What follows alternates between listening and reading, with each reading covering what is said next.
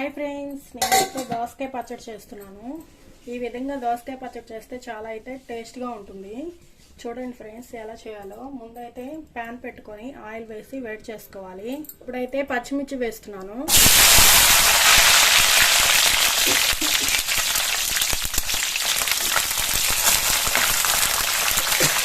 తీసుకోవాలి. ఇప్పుడు ఇందులోనే టమోటా వేయాలి. బాగా మగ్గనివ్వాలి టమోటా కూడా. ఇప్పుడు ఇందులో పుదీనా వేయాలి, అలాగే కొత్తిమీర కూడా వేయాలి. ఇవి కూడా బాగా కలిసిపోయి ఫ్రై అయిన దాకా తిప్పుకోవాలి.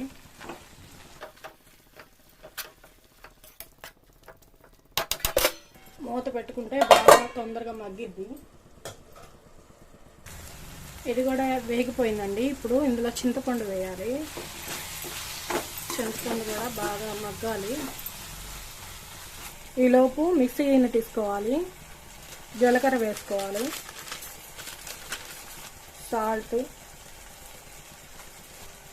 చిన్నులపాయ, పచ్చిమిర్చి, వేయించి పొట్టు తీసుకున్న పల్లీలు, ఇవన్నీ వేసుకొని మిక్సీ పట్టుకోవాలి. ఇది కూడా ఫ్రై అయిపోయింది. స్టవ్ ఆఫ్ చేసుకున్నాను. ఈలోపు ఇది చల్లారింది. అది మిక్సీ పట్టేలోపు ఇదిగోండి మిక్సీ పట్టుకున్నాను. ఇప్పుడు దీంట్లో ఇది కూడా ఇందులో వేసుకొని మిక్సీ పట్టుకోవాలి.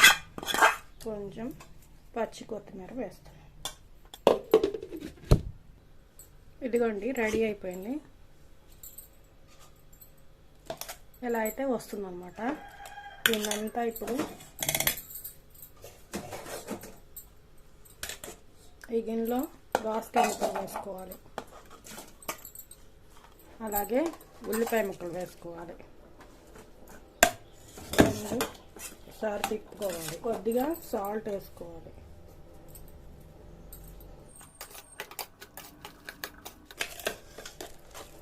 ఇప్పుడు పచ్చడి వేసుకొని కలుపుకోవాలి.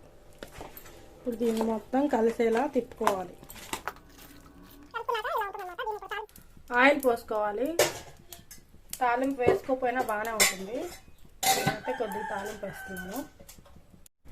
ఆయిల్ కాగింది ఫ్రెండ్స్. ఇప్పుడు తాలింపు దినుసులు వేసుకోవాలి. ఇందులోనే చిన్నులపాయ వేసుకోవాలి, ఎండుమిర్చి, కరివేపాకు.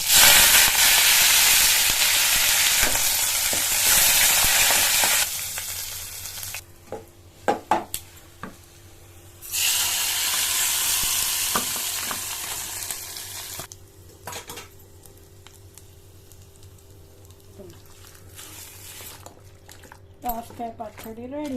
వేడి వేడి అన్నం వేసుకొని తింటే సూపర్ ఉంటుంది అన్నమాట.